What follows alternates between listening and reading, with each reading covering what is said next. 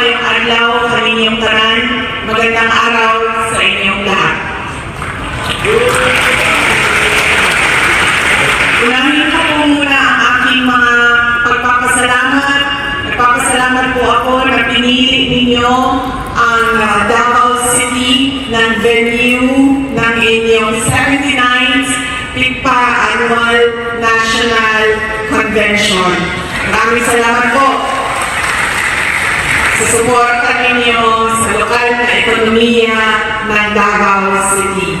At nagpapasalamat din ako sa inyong invitasyon sa akin na dumalo sa inyong convention dahil nabigyan ako ng pagkakataon na umuwi sa aming bahay dito sa Davao City. Na-miss daw ako ng aking unan, sabi niya sa akin kagabi. At ang pagsunod na pagpapasalamat ay mula pa rin po sa akin. Nagpapasalamat po ako sa patuloy ninyo na suporta sa mga programa at proyekto ng Office of the Vice President. At ang susunod na pagpapasalamat ay mula po sa aming pamilya, ang pamilya Duterte. Napakalaki po ng utang na loob namin sa inyong lahat, mga kababayan namin, sa pagkakataon na ibinibigay ninyo sa amin na makapagsilbi sa ating pamahalaan. Maraming salamat po sa inyo.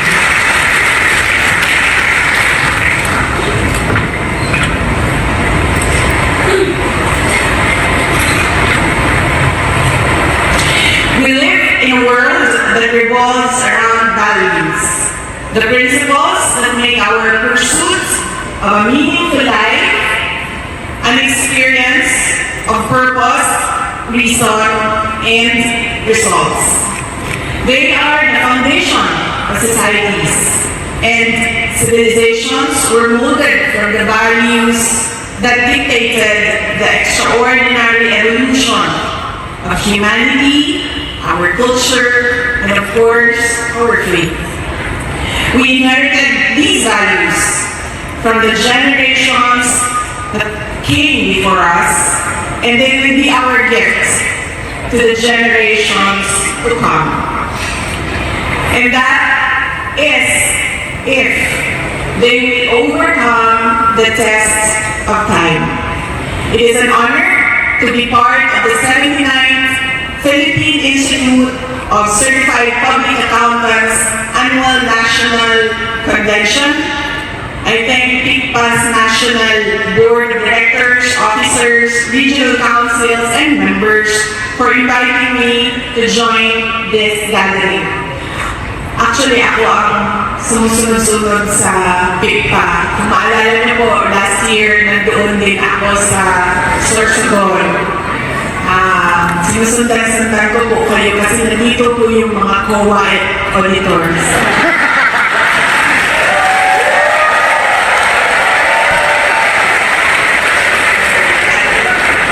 Pasensya na po sa mga hindi COA, pero nakalamta po lahat ng mga pintuan, hindi na po kayo makalabas lahat.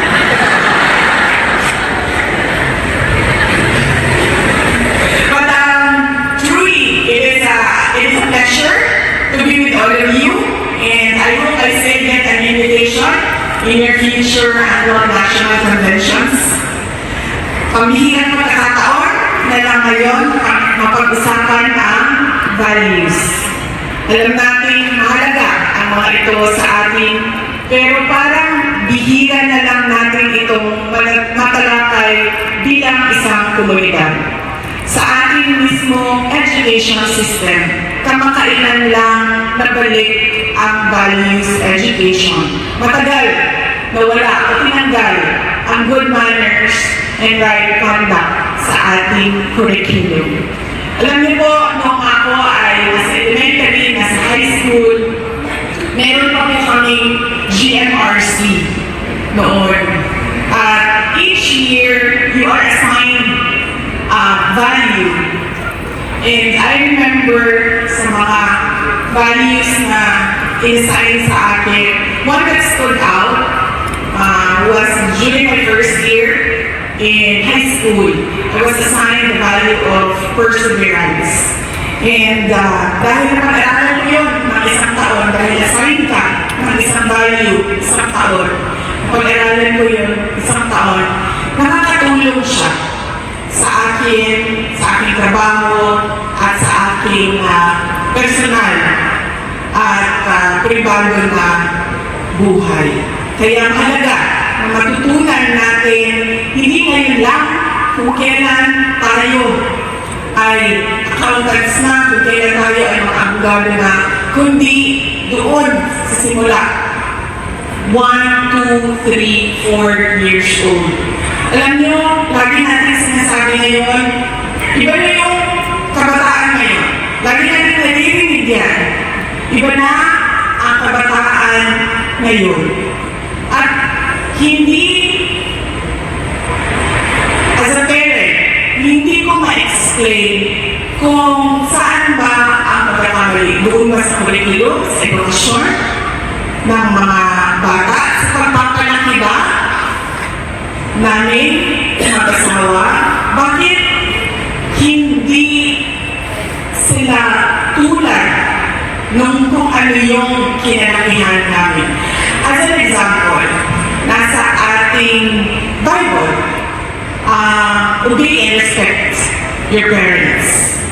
And therefore, noong parenting side ng mga magulang namin, and I'm sure marami sa inyo dito, hindi ka pwede sumagot sa magulang mo. Hindi ka pwede magbigay ng rason, magbigay ng excuse. Pag nagkamali ka, diretso na bunalan sa amin. In fact, kami kasi magkalapit yung edad namin ni Congressman Pulong Duterte. There's only 3 years between us. He's 3 years older than me. Hindi po ako ang mas matanda na laging maraming nagsasabi na ako ang ate. Siya po ang kuya. Magaling lang siya mag-alaga ng aging niya.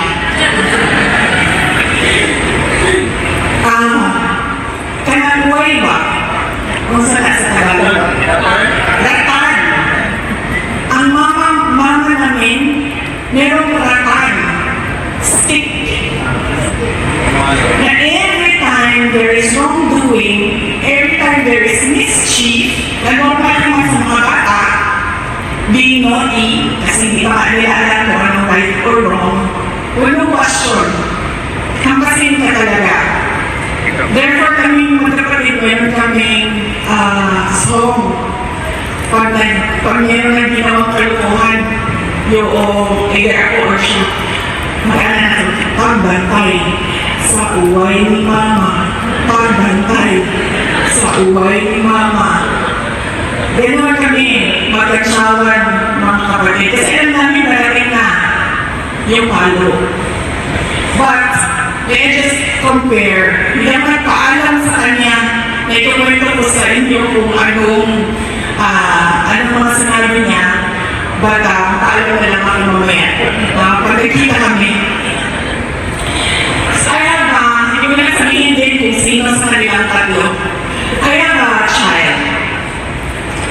And then, sa atin ba, pag inutusan tayo ng magulang natin, sinabihan tayo ng magulang natin, diretso na yan.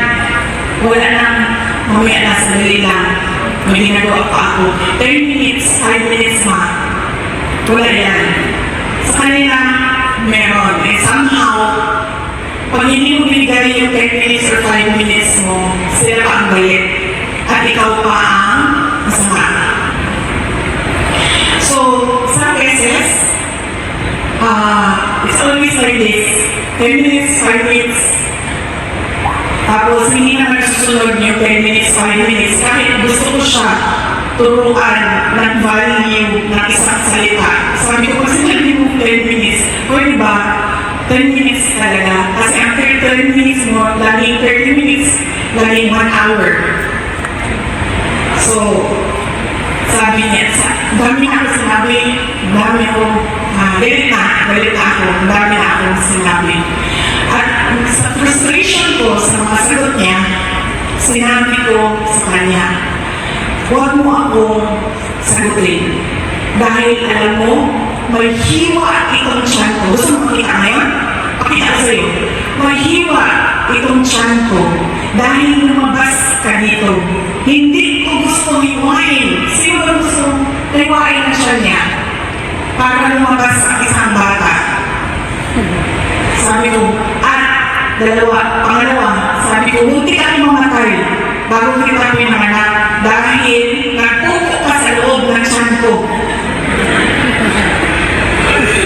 Nag 50-50 pa ang buhay ko na dahil sa iyo. And you know, anong pagsagot niya? Ano ko sila? Generation Alpha ito. Sabi niya, is that a me problem or a you problem?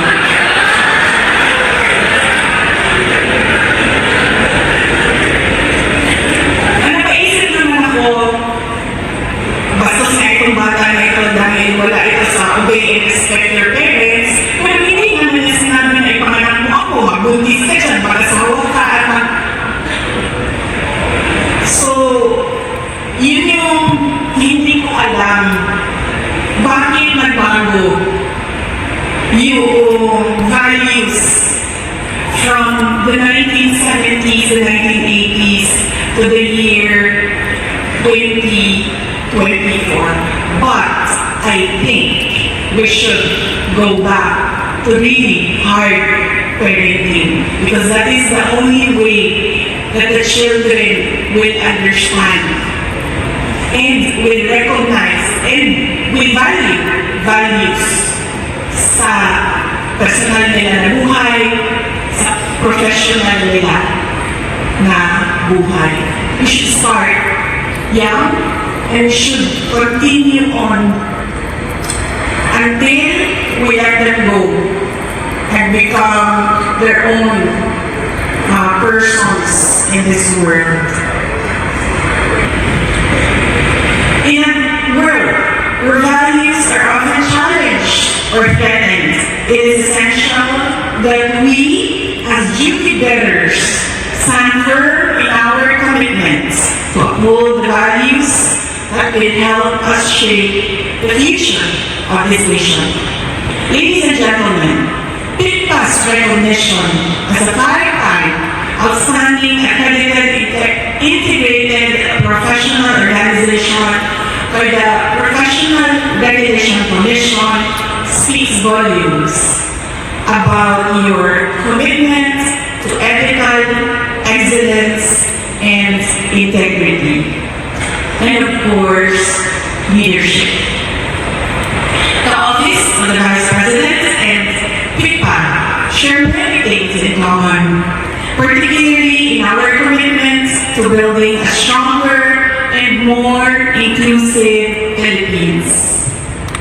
Like PICPA, the Office of the Vice President is deeply committed to strengthening financial systems and ensuring good governance. We have been diligently developing and implementing sound financial policies and procedures to improve government efficiency and effectiveness. We believe in transparency and accountability, and we adhere strictly to the Commission audits reporting guidelines.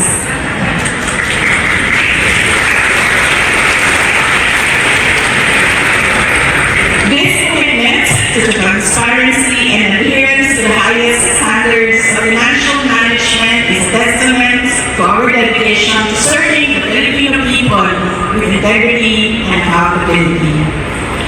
Like any good financial steward, the OVP is committed to optimizing resource allocation. We have expanded the reach of our services through our satellites and public assistance extension offices, bringing our programs closer to the communities we serve.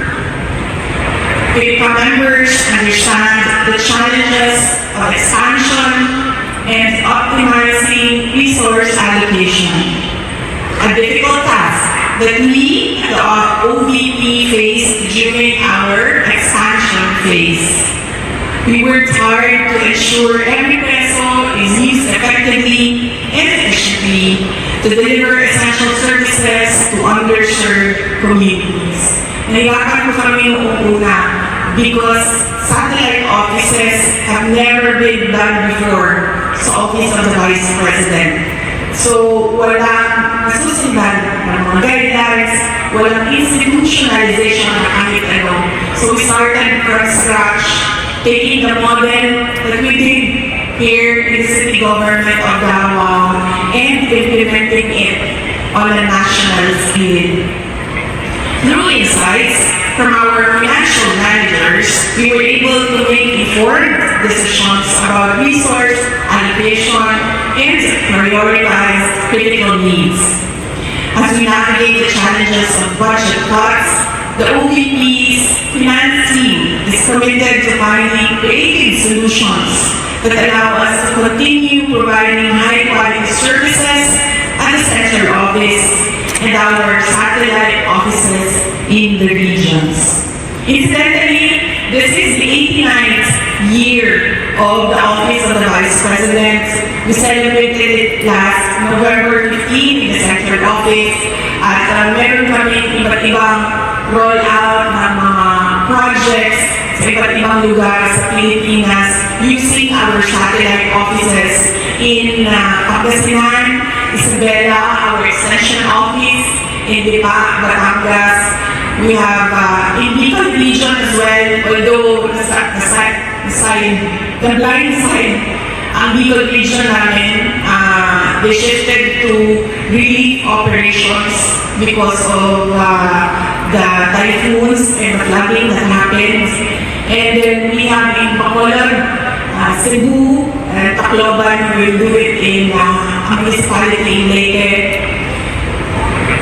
And we have one in Cotabato City for BAR, one in Zamboanga City for Western Mindanao, one in Caraga for Caraga and Northern Mindanao, and one in Southern Mindanao here in Davao City. So marami po kaming mga activities for the past 7 days and in the next 7 days. So if you find yourself in one of those activities, just say no to the Office of the Vice President personnel dahil isang taon po nila pinano ang roll-out ng 89 years anniversary ng Office of the Vice President as they are planning our 90 years in November 2025 kung hindi ako ma-impeach.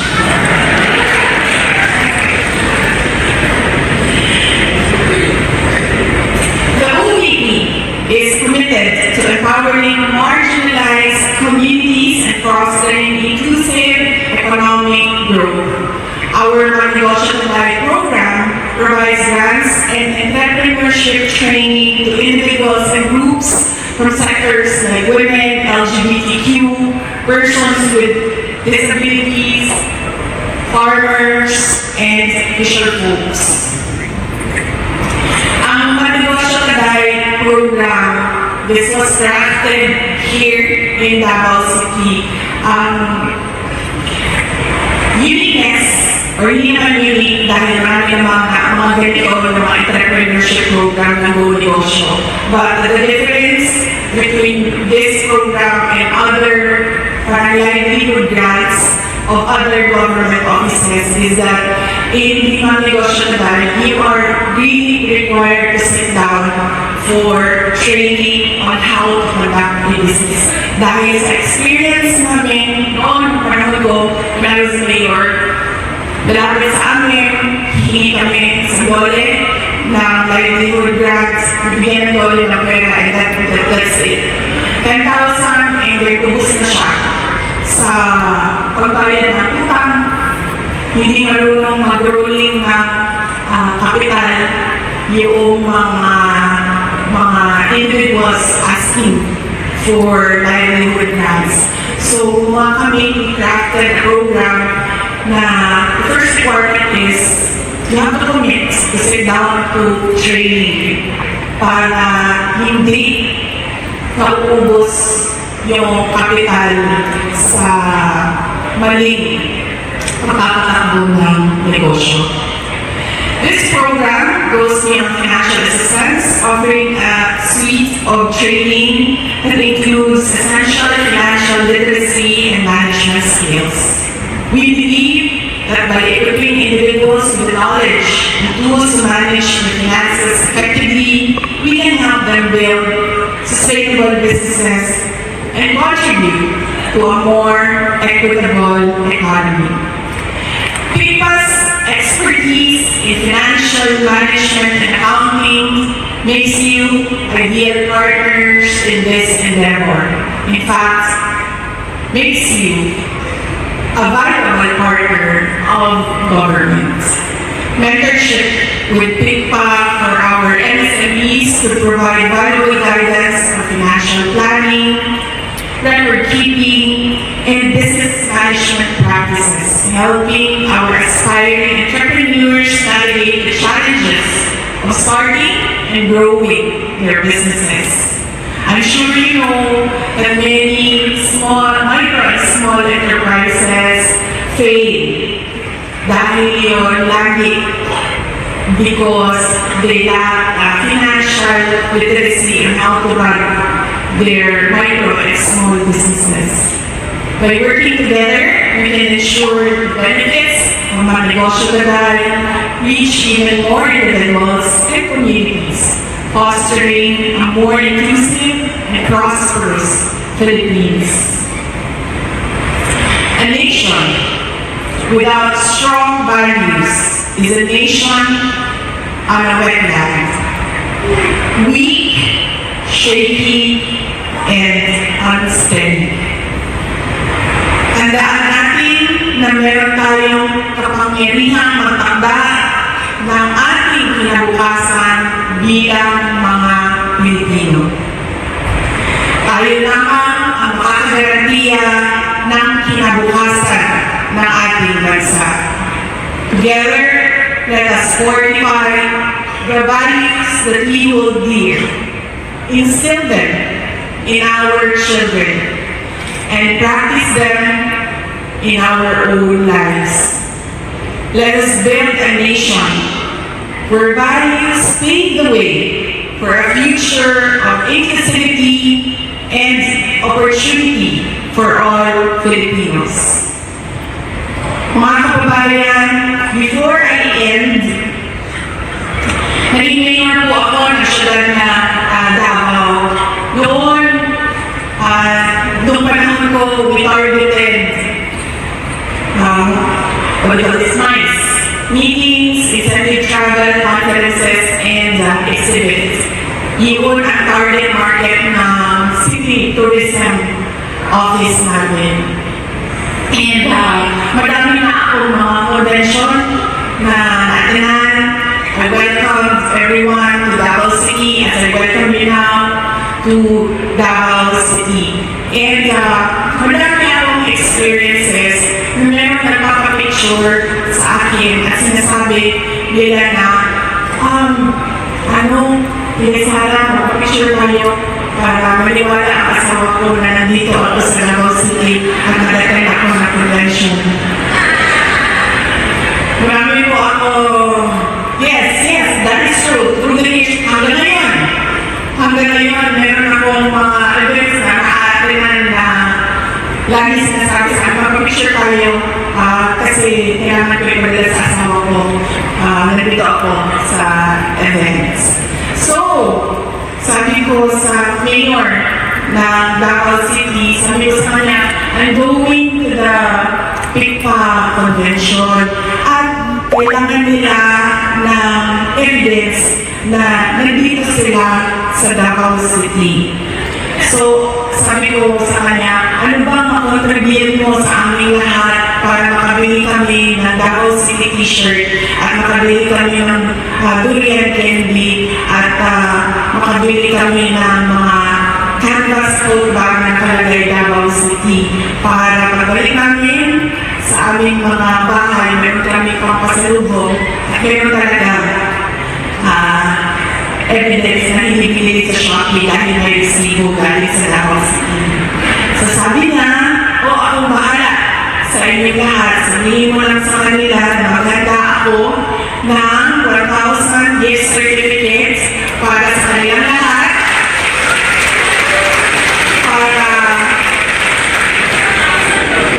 Yes ma'am, 4,000 may lahat ma'am. Ang total sabi mo kasama ko, 4.3 million. Hindi ko ito galing sa confidential funds ma'am.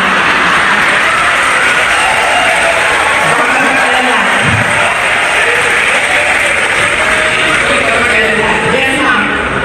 Nakalagay dito, 4,300. Tama? Yes.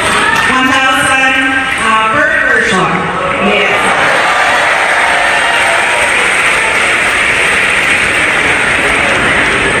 Paalala lang po, hindi